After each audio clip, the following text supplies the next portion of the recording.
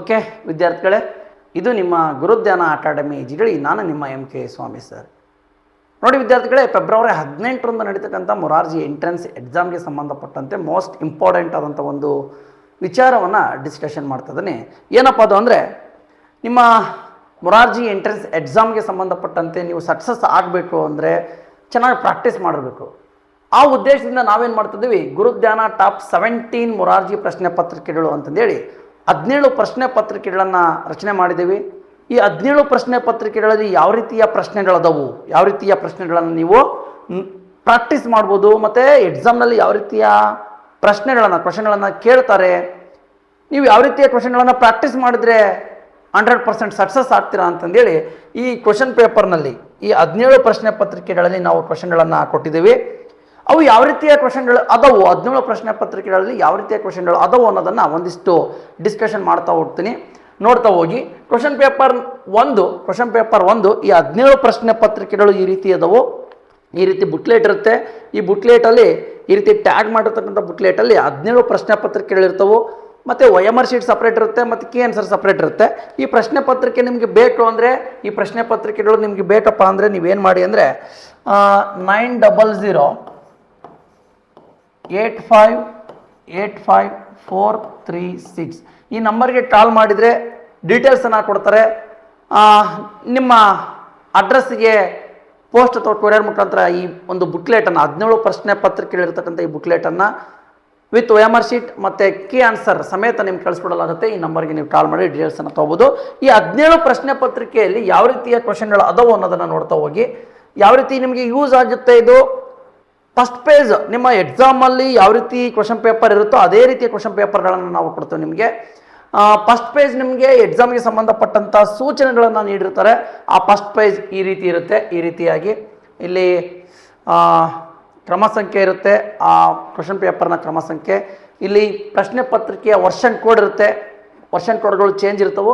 ಈ ಪ್ರಶ್ನೆ ಪತ್ರಿಕೆದು A1 ಇದೆ, ಮತ್ತು ನಿಮ್ಮ ರೋಲ್ ನಂಬರ್ನ ಇಲ್ಲಿ ಬರಿಬೇಕಾಗುತ್ತೆ. ಅದು ಯಾವ ವರ್ಷನ್ ಕೋಡು ಮತ್ತು ಕ್ರಮ ಸಂಖ್ಯೆ ಅದೇನು ಈ ಥರ ಒಂದು ಫಸ್ಟ್ ಪೇಜ್ ನಿಮ್ಮ ಕ್ವಶನ್ ಪೇಪರ್ನಲ್ಲಿ ಈ ಥರದ ಸೂಚನೆಯನ್ನು ನೀಡ್ತಕ್ಕಂಥ ಒಂದು ಪುಟ ಇರುತ್ತೆ.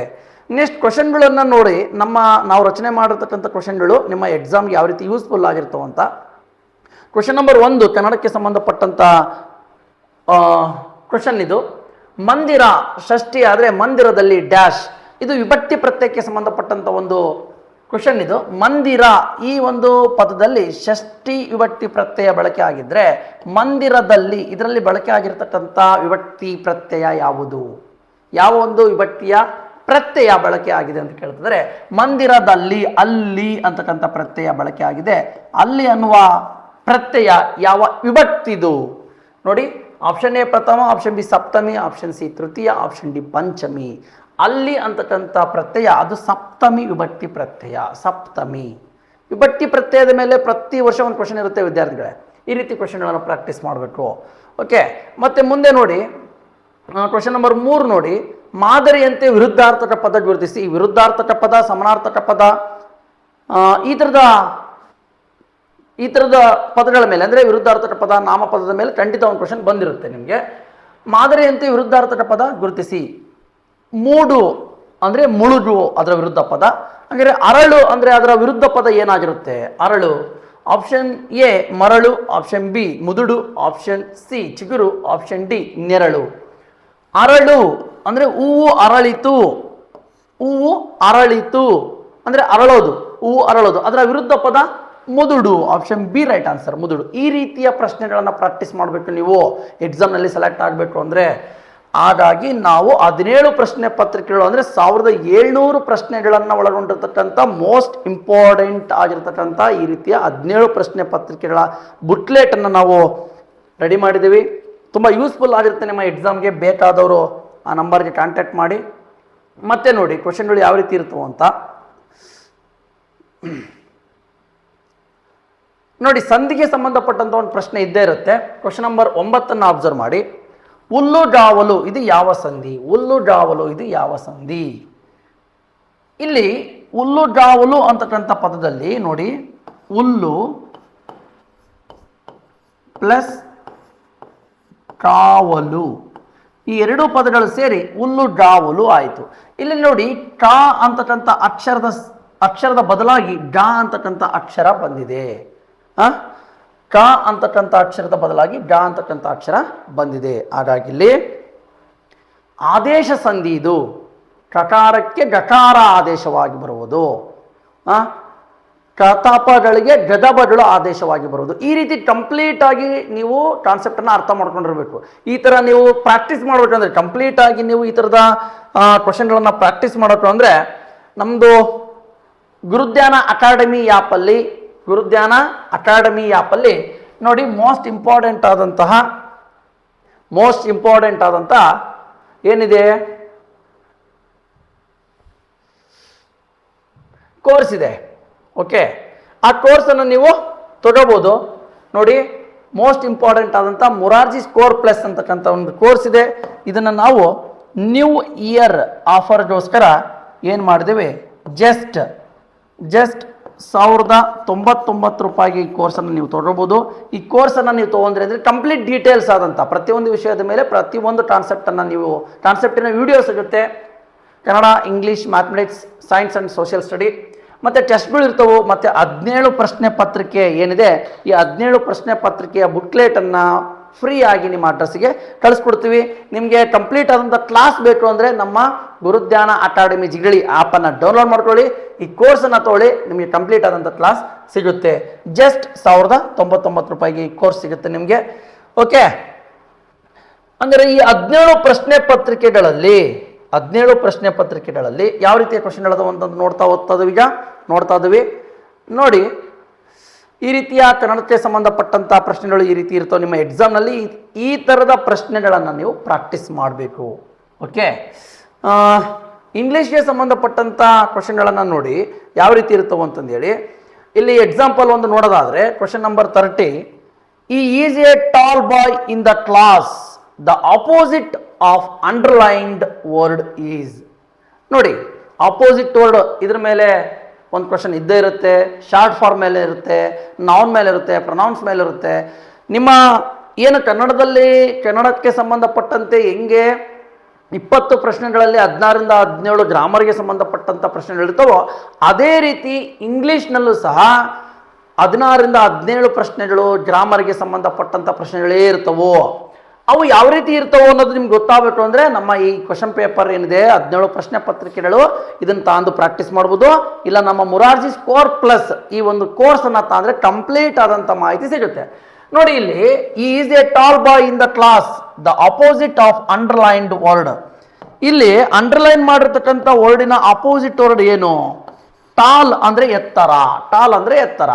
ಇದರ ಅಪೋಸಿಟ್ ವರ್ಡ್ ಏನಾಗುತ್ತೆ? Option A height, option B short, option C thin, option D long. ಇಲ್ಲಿ ಟಾಲ್ ಅಂದರೆ ಎತ್ತರ, ಅದರ opposite word short. Option B right answer, short. Tall ಅಂದರೆ ಎತ್ತರ, ಶಾರ್ಟ್ ಅಂದರೆ ಕುಳ್ಳ ಅಥವಾ ಚಿಕ್ಕ ಅಂತಂದೇಳಿ. ಓಕೆ, ಈ ರೀತಿಯ ಕ್ವಶನನ್ನು ನೀವು ಪ್ರಾಕ್ಟೀಸ್ ಮಾಡಬೇಕು. ಓಕೆ, ಈ ಥರದ ಪ್ರತಿಯೊಂದು ಟಾಪಿಕ್ಗೆ ಸಂಬಂಧಪಟ್ಟಂಥ ಕ್ವಶನ್ಗಳನ್ನು ನಾವು ಈ 17 ಪ್ರಶ್ನೆ ಪತ್ರಿಕೆಯಲ್ಲಿ ನಿಮಗೋಸ್ಕರ ನೀಡ್ತಾ ಇದ್ದೀವಿ. ತುಂಬ ಯೂಸ್ಫುಲ್ ಆಗಿರುತ್ತೆ. ಅಂದರೆ ಗಣಿತಕ್ಕೆ ಸಂಬಂಧಪಟ್ಟಂಥ ಪ್ರಶ್ನೆಗಳು ಯಾವ ರೀತಿ ಇರ್ತವೆ ನೋಡಿ. ಇಲ್ಲಿ ಕ್ವಶನ್ ನಂಬರ್ 46, ಸರಳ ಕೋನದ ಎರಡನೇ ಒಂದರಷ್ಟು ಅಳತೆ ಈ ಕೋನವನ್ನು ಸೃಷ್ಟಿಸುತ್ತದೆ. ಸರಳ ಕೋನದ ಅರ್ಧದಷ್ಟು ಅಳತೆ ಈ ಕೋನವನ್ನು ಸೃಷ್ಟಿಸುತ್ತದೆ. ಎರಡನೇ ಒಂದು ಅಂದರೆ ಅರ್ಧದಷ್ಟು. ಸರಳ ಕೋನದ ಅರ್ಧದಷ್ಟು ಅಳತೆ ಯಾವ ಕೋನವನ್ನು ಸೃಷ್ಟಿ ಮಾಡ್ತತಿ? ಸರಳ ಕೋನ ಎಷ್ಟಿರುತ್ತೆ? ಸರಳ ಕೋನ 180 ಡಿಗ್ರಿ ಇರುತ್ತೆ, ಹೌದ್ರಾ? ಇದರ ಎರಡನೇ ಒಂದರಷ್ಟು ಅಂದರೆ ಅದು ಯಾವ ಕೋನವನ್ನು ಸೃಷ್ಟಿ ಮಾಡುತ್ತೆ? 180 ಡಿಗ್ರಿ. ಅದರ ಎರಡನೇ ಒಂದರಷ್ಟು ಅಂದರೆ ಎಷ್ಟಿರುತ್ತೆ?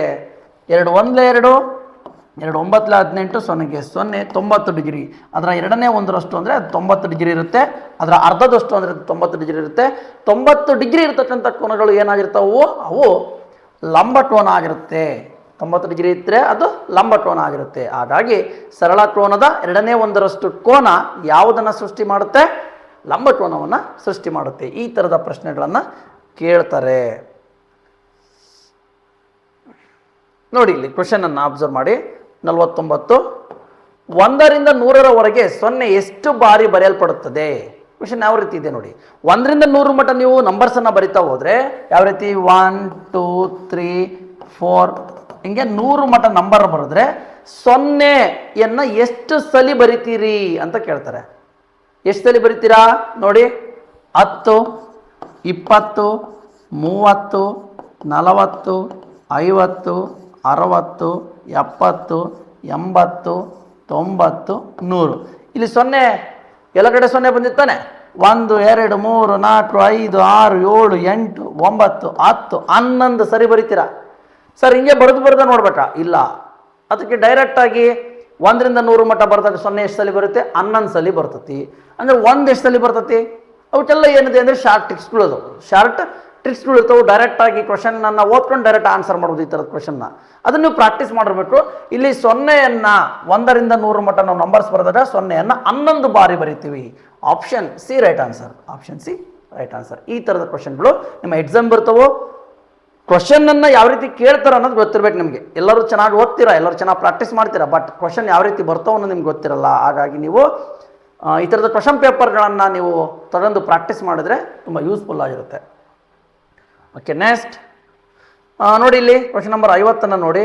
4 ಅಂಕಿಗಳ ಅತಿ ಗರಿಷ್ಠ ಸಂಖ್ಯೆ ಯಾವುದು? 4 ಅಂಕಿಗಳ ಅತಿ ಗರಿಷ್ಠ ಸಂಖ್ಯೆ ಯಾವುದು? Option A 40,000, option B 9,000, option C 9,999, option D 1000.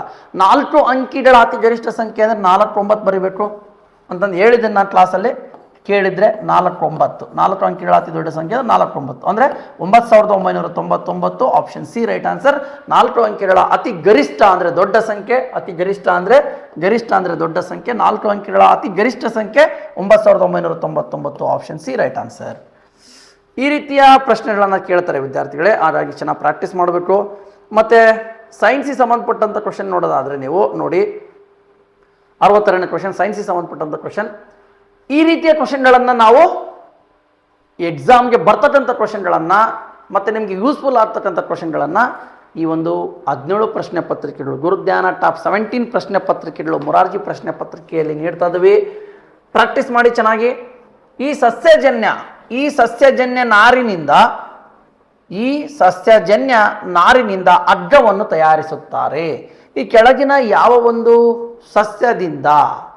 ಸಸ್ಯಜನ್ಯ ನಾರಿನಿಂದ ಈ ಕೆಳಗಿನ ಯಾವ ಸಸ್ಯದ ನಾರಿನಿಂದ ಅಗ್ಗವನ್ನು ತಯಾರು ಮಾಡ್ತಾರೆ ಅಂತ ಕೇಳ್ತಿದ್ರೆ ಆಪ್ಷನ್ ಎ ಸೆಣಬು, ಆಪ್ಷನ್ ಬಿ ರಾಗಿ, ಆಪ್ಷನ್ ಸಿ ಬಾಳೆ, ಆಪ್ಷನ್ ಡಿ ತ್ಯಾಗ. ಯಾವ ಸಸ್ಯದ ನಾರಿನಿಂದ, ಈ ಕೆಳಗಿರ್ತಕ್ಕಂಥ ಯಾವ ಸಸ್ಯದ ನಾರಿನಿಂದ ಅಗ್ಗ ತಯಾರು ಮಾಡ್ತಾರೆ? Option A right answer. ಸೆಣಬಿನಿಂದ ಅಗ್ಗವನ್ನು ತಯಾರು ಮಾಡ್ತಾರೆ, ಸೆಣಬಿನಿಂದ. ಇದು ನಿಮ್ಮ ಟೆಕ್ಸ್ಟ್ ಬುಕ್ಕಲ್ಲಿ ಬರುತ್ತೆ, ಓದ್ಕೊಂಡಿರ್ಬೇಕಾಗತ್ತೆ. ಓಕೆ, ಈ ಥರದ ಕ್ವಶನ್ಗಳನ್ನು ನೀವು ಪ್ರಾಕ್ಟೀಸ್ ಮಾಡಬೇಕು.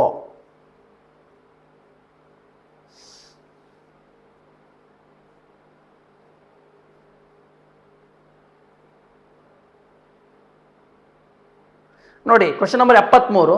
ನೀರು ಗಾಳಿಯಲ್ಲಿ ಡ್ಯಾಶ್ ರೂಪದಲ್ಲಿರುತ್ತದೆ. ನೀರು ಗಾಳಿಯಲ್ಲಿ ಡ್ಯಾಶ್ ರೂಪದಲ್ಲಿರುತ್ತದೆ. ದ್ರವ, ಆಪ್ಷನ್ ಬಿ ಆವಿ, ಆಪ್ಷನ್ ಸಿ ಘನ, ಆಪ್ಷನ್ ಡಿ ಯಾವುದಲ್ಲ. ನೀರು ಗಾಳಿಯಲ್ಲಿ ಆವಿಯ ರೂಪದಲ್ಲಿರುತ್ತದೆ. Option B right answer. Option B right answer. ಆವಿಯ ರೂಪದಲ್ಲಿರುತ್ತದೆ. ಓಕೆ, ನೋಡಿ, ಒಮ್ಮೆ ರಕ್ತದಾನ ಮಾಡಿದ ನಂತರ ರಕ್ತ ಮತ್ತೆ ದೇಹದಲ್ಲಿ ಉತ್ಪತ್ತಿಯಾಗಲು ಎಷ್ಟು ವಾರ ಬೇಕು? ನಿಮ್ಮ ಟೆಕ್ಸ್ಟ್ ಬುಕ್ಕಲ್ಲಿ ಬರುತ್ತೆ, 4ನೇ ಕ್ಲಾಸಲ್ಲಿ ಬರುತ್ತೆ ಇದು. ಒಮ್ಮೆ ರಕ್ತದಾನ ಮಾಡಿದ ನಂತರ ರಕ್ತ ಮತ್ತೆ ದೇಹದಲ್ಲಿ ಉತ್ಪತ್ತಿಯಾಗಲು ಎಷ್ಟು ವಾರ ಬೇಕು? ಆಪ್ಷನ್ ಎ 4ರಿಂದ 5 ವಾರ, ಆಪ್ಷನ್ ಬಿ 10ರಿಂದ 12 ವಾರ, ಆಪ್ಷನ್ ಸಿ 8ರಿಂದ 10 ವಾರ, ಆಪ್ಷನ್ ಡಿ 1 ವಾರ. ಒಮ್ಮೆ ರಕ್ತದಾನ ಮಾಡಿದ ಮೇಲೆ ನಮ್ಮ ದೇಹದಲ್ಲಿ ಮತ್ತೆ ರಕ್ತ ಉತ್ಪತ್ತಿ ಆಗಬೇಕು ಅಷ್ಟು ಅಂದರೆ 4ರಿಂದ 5 ವಾರ ಬೇಕು. Option A right answer. 4ರಿಂದ 5 ವಾರ. ಈ ರೀತಿ ಕ್ವಶನ್ಗಳಿಗೆ ಪ್ರತಿಯೊಂದು ಕ್ವಶನ್ಗೆ ಕೀ ಆನ್ಸರ್ನ ನೀಡಿರ್ತೀವಿ. ನೀವು ಅಟೆಂಡ್ ಮಾಡಿಬಿಟ್ಟು ಮತ್ತು ನೀವು ಎಷ್ಟು ಪ್ರಾಕ್ಟೀಸ್ ಮಾಡಿರಾ ಮತ್ತು ಎಷ್ಟು ಕಲ್ತೀರಾ ಅಂತಂದೇಳಿ ನೀವು ವ್ಯಾಲ್ಯೂಯೇಷನ್ ಮಾಡ್ಕೋಬೋದು. ನೋಡಿ, ಇಲ್ಲಿ ಕ್ವಶನ್ 77ನೇ ಕ್ವಶನ್ ನೋಡಿ. ರಸ್ತೆ ಸಂಚಾರಿ ದೀಪಗಳನ್ನು ಅಳವಡಿಸುವ ಉದ್ದೇಶ ನೋಡಿದ್ರಿ ನೀವು. ಟ್ರಾಫಿಕ್ ಲೈಟ್ ಅಂತ ಏನು ಕರಿತೀವಿ? ಸರ್ಕಲ್ಗಳಲ್ಲಿ ಟ್ರಾಫಿಕ್ ಲೈಟ್ ಹಾಕಿರ್ತಾರಲ್ಲ, ರಸ್ತೆ ಸಂಚಾರಿ ದೀಪಗಳು ಅಂತ ಕರಿತೀವಿ ತಾನೆ ಅವನ್ನ. ಆ ರಸ್ತೆ ಸಂಚಾರಿ ದೀಪಗಳನ್ನು ಯಾಕೆ ಅಳವಡಿಸಿರ್ತಾರೆ, ಅದರ ಉದ್ದೇಶ ಏನು ಅಂತ ಕೇಳ್ತಿದ್ರೆ ಆಪ್ಷನ್ ಎ ವಾಹನಗಳನ್ನು ನಿಲ್ಲಿಸಲು, ಆಪ್ಷನ್ ಬಿ ವಾಹನಗಳನ್ನು ಎಣಿಸಲು, ಆಪ್ಷನ್ ಬಿ ವಾಹನಗಳನ್ನು ಎಣಿಸಲು, ಆಪ್ಷನ್ ಸಿ ಪ್ರಯಾಣಿಕರನ್ನು ಇಳಿಸಲು, ಆಪ್ಷನ್ ಡಿ ಅಪಘಾತಗಳನ್ನು ತಡೆಯಲು. ಟ್ರಾಫಿಕ್ ಅಂದರೆ ಸಿಗ್ನಲ್ ಲೈಟ್ಗಳನ್ನು ಯಾಕೆ ಅಳವಡಿಸಿರ್ತಾರೆ? ಸಂಚಾರಿ ದೀಪಗಳನ್ನು ಅಳವಡಿಸುವ ಉದ್ದೇಶ ಏನು? Option D right answer. ಅಪಘಾತಗಳನ್ನು ತಡೆಯಲು. ಅಪಘಾತಗಳನ್ನು ತಡೆಯಲು ಸರ್ಕಲ್ಗಳಲ್ಲಿ, ರಸ್ತೆಯ ಸರ್ಕಲ್ಗಳಲ್ಲಿ ಅಂದರೆ 3ರಿಂದ 4 ರಸ್ತೆಗಳು ಸೇರ್ತಕ್ಕಂಥ ಒಂದು ವೃತ್ತದಲ್ಲಿ ಸಿಗ್ನಲ್ ದೀಪ ಅಂದರೆ ಸಂಚಾರಿ ದೀಪಗಳನ್ನು ಅಳವಡಿಸಿರ್ತಾರೆ. ಅದರ ಉದ್ದೇಶ ಅಪಘಾತಗಳನ್ನು ತಡೆಯಲು, ಅಂದರೆ ಆಕ್ಸಿಡೆಂಟನ್ನು ಕಂಟ್ರೋಲ್ ಮಾಡಲು, ಅದನ್ನು ನಿಲ್ಲಿಸಲು ಏನು ಮಾಡ್ತಾರೆ? ಸಂಚಾರಿ ದೀಪಗಳನ್ನು ಅಳವಡಿಸಿರ್ತಾರೆ. ನೋಡಿ, ಕ್ವೆಶ್ಚನ್ ನಂಬರ್ 80 ಅಬ್ಸರ್ವ್ ಮಾಡಿ. ಸೌರವ್ಯೂಹದಲ್ಲಿ ಹಿಮ್ಮುಖ ಚಲನೆಯನ್ನು ಹೊಂದಿರುವ ಗ್ರಹ. ಎಷ್ಟು ಇಂಪಾರ್ಟೆಂಟ್ ಕ್ವೆಶ್ಚನ್ಗಳು. ಸೌರವ್ಯೂಹದಲ್ಲಿ ಹಿಮ್ಮುಖ ಚಲನೆಯನ್ನು ಹೊಂದಿರುವ ಗ್ರಹ ಯಾವುದು? ಆಪ್ಷನ್ ಎ ಶುಕ್ರ, ಆಪ್ಷನ್ ಬಿ ಭೂಮಿ, ಆಪ್ಷನ್ ಸಿ ಶನಿ, ಆಪ್ಷನ್ ಡಿ ಗುರು. ಸೌರವ್ಯೂಹದಲ್ಲಿ ಹಿಮ್ಮುಖ ಚಲನೆಯನ್ನು ಹೊಂದಿರತಕ್ಕಂಥ ಗ್ರಹ ಆಪ್ಷನ್ ಎ ರೈಟ್ ಆನ್ಸರ್, ಶುಕ್ರ. ಇದು ಹಿಮ್ಮುಖ ಚಲನೆಯನ್ನು ಹೊಂದಿದೆ. ಓಕೆ, ಇನ್ನುಳಿದವೆಲ್ಲ ಒಂದೇ ರೀತಿಯ ಚಲನೆಯನ್ನು ಹೊಂದಿದ್ರೆ, ಇದು ಮಾತ್ರ ಅಪೋಸಿಟ್ ಆಗಿ ರೌಂಡನ್ನು ಅಂದರೆ ಸುತ್ತಾ ಇರುತ್ತೆ ಸೂರ್ಯನನ್ನು. ಓಕೆ, ಈ ರೀತಿಯ ಪ್ರಶ್ನೆಗಳು ನಿಮ್ಮ 17 ಪ್ರಶ್ನೆ ಪತ್ರಿಕೆಯಲ್ಲಿ ಯಾವುದನ್ನು ತೊಗೊಂಡ್ರೂ ಸಹ ಮೋಸ್ಟ್ ಇಂಪಾರ್ಟೆಂಟ್ ನಿಮ್ಮ ಎಕ್ಸಾಮ್ಗೆ ಸಂಬಂಧಪಟ್ಟವಿರ್ತವೆ. ನೋಡಿ, ಕ್ವೆಶ್ಚನ್ ಪೇಪರ್ 2ರಲ್ಲಿ ಫಸ್ಟ್ ಪೇಪರ್ ಈ ರೀತಿ ಇರುತ್ತೆ. ಅಂದರೆ ನಿಮ್ಮ ಸೂಚನೆಯನ್ನು ನೀಡತಕ್ಕಂಥ ಪ್ರಶ್ನೆ ಪುಟ 1 ಇರುತ್ತೆ. ಫಸ್ಟ್ ಪುಟ ಪ್ರಶ್ನೆ ಪತ್ರಿಕೆಯಲ್ಲಿ ಈ ರೀತಿಯ ಪ್ರಶ್ನೆ ಪತ್ರಿಕೆಯಲ್ಲಿ ಫಸ್ಟ್ ಪೇಜ್ ಏನಾಗಿರುತ್ತೆ? ಎಕ್ಸಾಮ್ಗೆ ಸಂಬಂಧಪಟ್ಟಂಥ ಸೂಚನೆಯನ್ನು ನೀಡ್ತಾ ಇರುತ್ತೆ. ಅದಾದಮೇಲೆ ಕ್ವೆಶ್ಚನ್ಗಳು ಸ್ಟಾರ್ಟ್ ಆಗ್ತವೆ. ಈ ರೀತಿಯ ಕ್ವೆಶ್ಚನ್ಗಳನ್ನು ನೀವು ಪ್ರಾಕ್ಟೀಸ್ ಮಾಡಬೇಕು. ಓಕೆ, 2ನೇ ಪೇಪರ್ ಈ ರೀತಿ ಇದೆ. ಇದರಲ್ಲಿ ಒಂದಿಷ್ಟು ಕ್ವೆಶ್ಚನ್ಗಳನ್ನು ನೋಡೋದಾದರೆ ನೋಡಿ, ಕ್ವೆಶ್ಚನ್ ನಂಬರ್ 1, ನಿನ್ನೆ ಸುರಿದ ಮಳೆಯಿಂದಾಗಿ ನದಿ ರಭಸವಾಗಿ ಹರಿಯುತ್ತಿದೆ. ಈ ವಾಕ್ಯದಲ್ಲಿರುವ ಗುಣವಿಶೇಷಣ ಪದ. ಕನ್ನಡಕ್ಕೆ ಸಂಬಂಧಪಟ್ಟಂಥ ಪ್ರಶ್ನೆ ಇದು. ನಿನ್ನೆ ಸುರಿದ ಮಳೆಯಿಂದಾಗಿ ನದಿ ರಭಸವಾಗಿ ಹರಿಯುತ್ತಿದೆ. ಈ ವಾಕ್ಯದಲ್ಲಿರುವ ಗುಣವಿಶೇಷಣ. ಗುಣವಿಶೇಷಣಕ್ಕೆ ಸಂಬಂಧಪಟ್ಟಂತೆ ಒಂದು ಪ್ರಶ್ನೆ ಇದ್ದೇ ಇರುತ್ತೆ. ಓಕೆ, ಆಪ್ಷನ್ ಎ ಸುರಿದ, ಆಪ್ಷನ್ ಬಿ ಮಳೆ, ಆಪ್ಷನ್ ಸಿ ರಭಸ, ಆಪ್ಷನ್ ಡಿ ಹರಿಯುತ್ತದೆ. ಈ ವಾಕ್ಯದಲ್ಲಿ ಯಾವುದು ಗುಣವಿಶೇಷಣ ಪದ? ಗುಣವಿಶೇಷಣ ಅಂದರೆ ಅಂತ ಗೊತ್ತಿರ್ಬೇಕು ನಿಮಗೆ. ಒಂದು ವಾಕ್ಯದಲ್ಲಿ ಒಂದು ವಾಕ್ಯದಲ್ಲಿ ವಿಶೇಷ ಗುಣವನ್ನು ಸೂಚಿಸುವ ಪದ, ಅದು ಗುಣವಿಶೇಷಣ ಪದವಾಗಿರುತ್ತೆ. ಇಲ್ಲಿ ನೋಡಿ, ನಿನ್ನೆ ಸುರಿದ ಮಳೆಯಿಂದಾಗಿ ನದಿ ರಭಸವಾಗಿ ಹರಿಯುತ್ತಿದೆ. ನದಿ ಹರಿತಾ ಇರುತ್ತೆ, ಯಾವಾಗಲೂ ನದಿ ಹರಿತಾ ಇರುತ್ತೆ. ಆದರೆ ಮಳೆಯಿಂದಾಗಿ ರಭಸವಾಗಿ ಅಂದರೆ ಜೋರಾಗಿ. ಓಕೆ, ಇಲ್ಲಿ ಒಂದು ವಿಶೇಷ ಗುಣವನ್ನು ಸೂಚಿಸುವ ಪದ, ಅದು ಗುಣವಿಶೇಷಣವಾಗಿರುತ್ತೆ. ಹಾಗಾಗಿ ಆಪ್ಷನ್ ಸಿ ರೈಟ್ ಆನ್ಸರ್. ರಭಸ ಅಂತಕ್ಕಂಥದ್ದು ಗುಣವಿಶೇಷಣವನ್ನು ಸೂಚಿಸುವ ಪದವಾಗಿದೆ. ನೋಡಿ, ಇಲ್ಲಿ ಕ್ವೆಶ್ಚನ್ ನಂಬರ್ 4 ಅಬ್ಸರ್ವ್ ಮಾಡಿ. ಬಾಣಸಿಗ ಈ ಪದದ ಅರ್ಥ. ಪದದ ಅರ್ಥವನ್ನು ಒಂದು ಕೇಳ್ತಾ ಇರ್ತಾರೆ. ಒಂದು ಕ್ವೆಶ್ಚನ್ ಇರುತ್ತೆ ನಿಮಗೆ. ಬಾಣಸಿಗ ಈ ಪದದ ಅರ್ಥ. ಆಪ್ಷನ್ ಎ ಬಣ್ಣ ಬಳಿಯುವವ, ಆಪ್ಷನ್ ಬಿ ಬಾಣ ಹೂಡುವವನು, ಆಪ್ಷನ್ ಸಿ ಅಡುಗೆ ಮಾಡುವವನು, ಆಪ್ಷನ್ ಡಿ ಬಾಸಿಂಗ ಮಾಡುವವನು. ಬಾಣಸಿಗ ಅಂದರೆ ಅಡುಗೆ ಮಾಡುವವನು. Option C right answer. ಅಡುಗೆ ಮಾಡುವವರಿಗೆ ಬಾಣಸಿಗ ಅಂತ ಕರೀತಾರೆ. ಓಕೆ, ನೆಕ್ಸ್ಟ್ ಇಂಗ್ಲೀಷ್ಗೆ ಸಂಬಂಧಪಟ್ಟಂಥ ಪ್ರಶ್ನೆಗಳು ಈ ರೀತಿ ಇರ್ತವೆ. ಓಕೆ,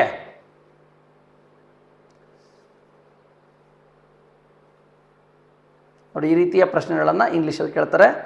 ನೋಡಿ, question number 31, odd one out ಅಂತಂದು ಹೇಳಿದ್ದಾರೆ. ಫಾಕ್ಸ್, ಟೈಗರ್, ಗೋಟ್ ಮತ್ತು ಲಯನ್. ಫಾಕ್ಸ್, ಟೈಗರ್, ಗೋಟ್ ಮತ್ತು ಲಯನ್. ಇಲ್ಲಿ ಯಾವ ಒಂದು ಪ್ರಾಣಿ ಗುಂಪಿಗೆ ಸೇರದ ಪ್ರಾಣಿ ಯಾವುದು? ಇಲ್ಲಿ ಫಾಕ್ಸ್, ಟೈಗರ್, ಲಯನ್ ಇವೆಲ್ಲ ಕಾಡು ಪ್ರಾಣಿಗಳು. ಗೋಟ್ ಅಂತಕ್ಕಂಥದ್ದು ಇದು ಸಾಕು ಪ್ರಾಣಿ, ಡೊಮೆಸ್ಟಿಕ್ ಅನಿಮಲ್ ಆಗಿದೆ. ಹಾಗಾಗಿ ಇದನ್ನು ತೆಗಿಬೇಕಾಗತ್ತೆ. Option C right answer. Option C right answer. Okay, ಈ ರೀತಿಯ ಕ್ವೆಶ್ಚನ್ನ ಕೇಳ್ತಾ ಇರ್ತಾರೆ.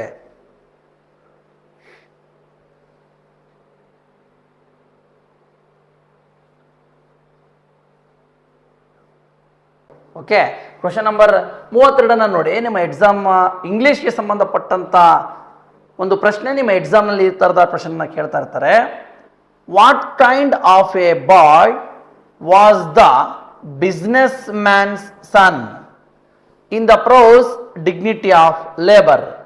ನೋಡಿ, ಡಿಗ್ನಿಟಿ ಆಫ್ ಲೇಬರ್ ಅಂತಕ್ಕಂಥ ಒಂದು ನಿಮ್ಮ ಲೆಸನ್ ಏನಿದೆ ಇದರಲ್ಲಿ ಬರ್ತಕ್ಕಂಥ ಈ ಸ್ಟೋರಿಯಲ್ಲಿ ಬಿಸ್ನೆಸ್ ಮನ್ನ ಮಜ ಯಾವ ರೀತಿ ಇದ್ದ, ಯಾವ ಕ್ಯಾರೆಕ್ಟರ್, ಅವನ ಕ್ಯಾರೆಕ್ಟರ್ ಹೆಂಗಿತ್ತು, ಯಾವ ರೀತಿ ಇತ್ತು? Option A lazy, option B clever, option C kind, option D sharp. Business ಮನ್ನ ಮಗ ಅಲ್ಲಿ ಅವನು ಯಾವ ರೀತಿಯ ಒಂದು ಸ್ವಭಾವದವನಾಗಿದ್ದ? Lazy. Option A right answer, lazy ಸ್ವಭಾವದವನು. Okay, option A right answer. ನೋಡಿ, ಮ್ಯಾಥಮೆಟಿಕ್ಸ್ ಸಂಬಂಧಪಟ್ಟಂಥ ಕ್ವಶನ್ ಎರಡನೇ ಪೇಪರಲ್ಲಿ ಯಾವ ರೀತಿ ಇದೆ? ವೃತ್ತವನ್ನು ರಚಿಸಲು ಬಳಸುವ ಸಾಧನ. ಒಂದು ವೃತ್ತವನ್ನು ರಚಿಸಬೇಕು ಅಂದರೆ ಯಾವ ಒಂದು ಸಾಧನ ಬೇಕು ನಿಮಗೆ? ರೇಖಾಗಣಿತಕ್ಕೆ ಸಂಬಂಧಪಟ್ಟಂತೆ ಒಂದು ವೃತ್ತವನ್ನು ರಚಿಸಬೇಕು ಅಂದರೆ ಯಾವ ಸಾಧನ ಬೇಕು? ಆಪ್ಷನ್ ಎ ಕೋನಮಾಪಕ, ಆಪ್ಷನ್ ಬಿ ಅಳತೆ ಪಟ್ಟಿ, ಆಪ್ಷನ್ ಸಿ ಕೈವಾರ, ಆಪ್ಷನ್ ಡಿ ತ್ರಿಕೋನ ಪಟ್ಟಿ. ಒಂದು ವೃತ್ತವನ್ನು ರಚಿಸಬೇಕು ಅಂದರೆ ನಿಮಗೆ ಕೈವಾರ ಬೇಕು. ಓಕೆ, ಕೈವಾರ ಬೇಕಾಗುತ್ತೆ. Option C right answer. ಮತ್ತು ನೆಕ್ಸ್ಟ್ ನೋಡಿ,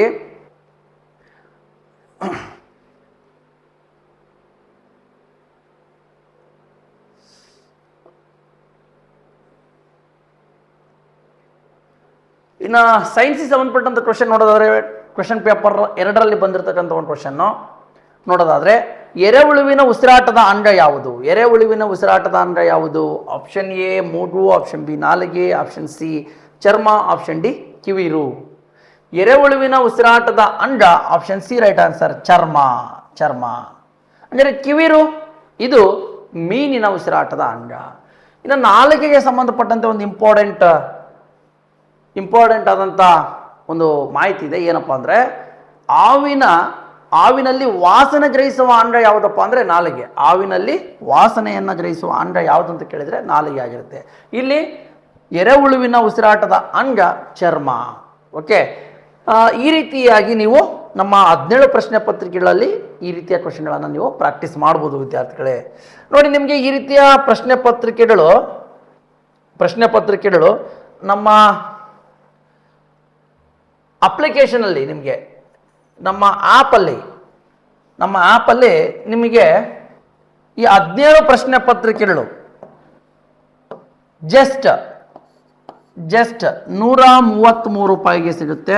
17 ಪ್ರಶ್ನೆ ಪತ್ರಿಕೆಗಳು ನಮ್ಮ ಗುರುಧ್ಯಾನ ಅಕಾಡೆಮಿ ಜಿಗಳಿ ಆ್ಯಪನ್ನು ನೀವು ಇನ್ಸ್ಟಾಲ್ ಮಾಡ್ಕೊಂಡಿದ್ರೆ ಅಲ್ಲಿ ಮೊರಾರ್ಜಿ ಚೆಕ್ಮೇಟ್ ಅನ್ನುವ ಒಂದು ಕೋರ್ಸ್ ಇದೆ. ಅಲ್ಲಿ ಈ 17 ಪ್ರಶ್ನೆ ಪತ್ರಿಕೆಗಳು ಅದರ ಸರಿ ಉತ್ತರಗಳು ಇರ್ತವೆ.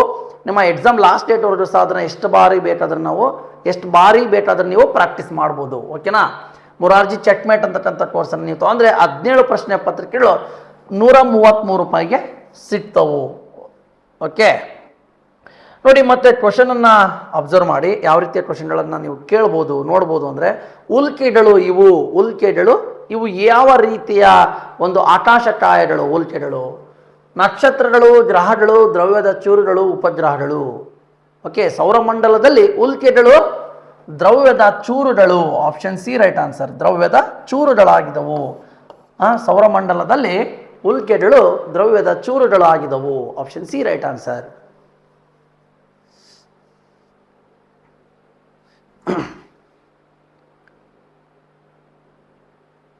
ನೋಡಿ, ಕಿತ್ತಾಳೆ ಹಣ್ಣಿನ ಆಮ್ಲ.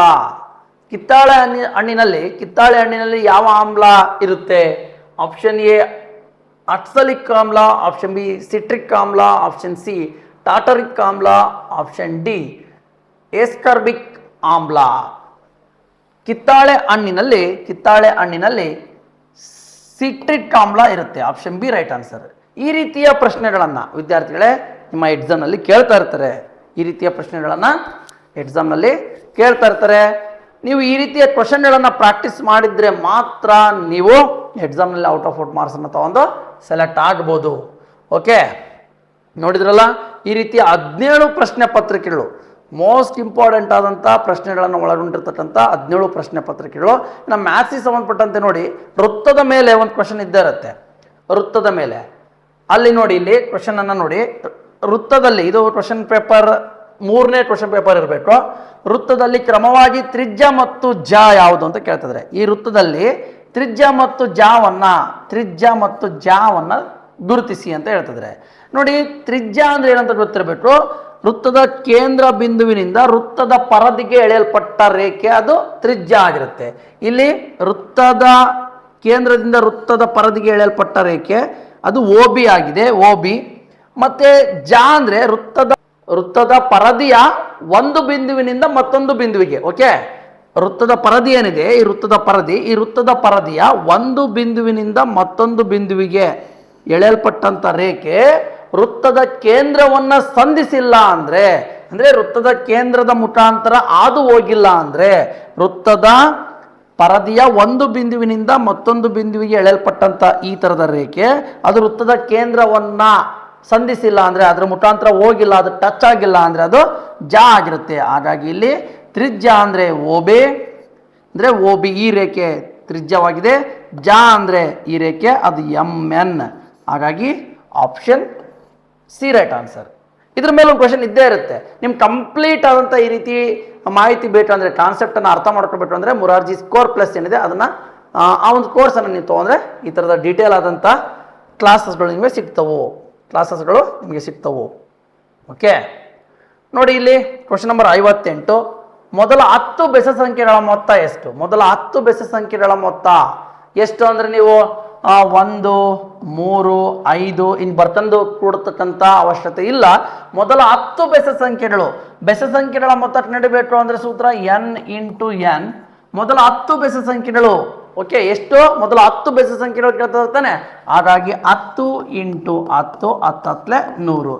ಮೊದಲ 10 ಬೆಸ ಸಂಖ್ಯೆಗಳ ಮೊತ್ತ ಎಷ್ಟಾಗಿರುತ್ತೆ? Option B right answer 100. ಈ ರೀತಿಯಾಗಿ ನೀವು ಪ್ರಾಕ್ಟೀಸ್ ಮಾಡಬೇಕಾಗತ್ತೆ. ಇದೇ ಥರದ ಪ್ರಶ್ನೆಗಳನ್ನು ನಿಮ್ಮ ಎಕ್ಸಾಮ್ನಲ್ಲಿ ಕೇಳ್ತಾರೆ. ನೀವು ಚೆನ್ನಾಗಿ ಪ್ರಾಕ್ಟೀಸ್ ಮಾಡಿದರೆ ಈ ಥರದ ಕ್ವಶನ್ಗಳನ್ನು ಅಂದರೆ ನೀವು ಪ್ರಾಕ್ಟೀಸ್ ಮಾಡ್ತಾ ಇರ್ತಾರೆ. ಪ್ರತಿದಿನ ನೀವು ಚೆನ್ನಾಗಿ ಪ್ರಾಕ್ಟೀಸ್ ಮಾಡ್ತಾ ಇರ್ತೀರಾ. ಆದರೆ ಎಕ್ಸಾಮ್ನಲ್ಲಿ ಯಾವ ರೀತಿ ಕ್ವಶನ್ ಕೇಳ್ತಾರೆ ಅನ್ನೋದು ನಿಮ್ಗೆ ಗೊತ್ತಿರಬೇಕಾಗತ್ತೆ. ಅದಕ್ಕೋಸ್ಕರ ನಾವೇನು ಮಾಡಿದ್ದೀವಿ, ಈ ಥರದ ಒಂದು 17 ಪ್ರಶ್ನೆ ಪತ್ರಿಕೆಗಳ ಬುಕ್ಲೇಟನ್ನು ನಾವು ರೆಡಿ ಮಾಡಿದ್ದೀವಿ. ಅದು ಬೇಕು ಅಂದರೆ ನೀವು ತಗೊಳ್ಳಿ, ಪ್ರಾಕ್ಟೀಸ್ ಮಾಡಿ, ಎಕ್ಸಾಮ್ನಲ್ಲಿ ಸಕ್ಸಸ್ ಆಗಿರಿ ಅಂತ ಹೇಳ್ತಾ ಮತ್ತೆ ನೆಕ್ಸ್ಟ್ ವಿಡಿಯೋದಲ್ಲಿ ಮತ್ತೊಂದು ಟಾಪಿಕನ್ನು ಡಿಸ್ಕಷನ್ ಮಾಡೋಣ. ಅಲ್ಲಿವರೆಗೆ ಎಲ್ಲರಿಗೂ ಧನ್ಯವಾದಗಳು.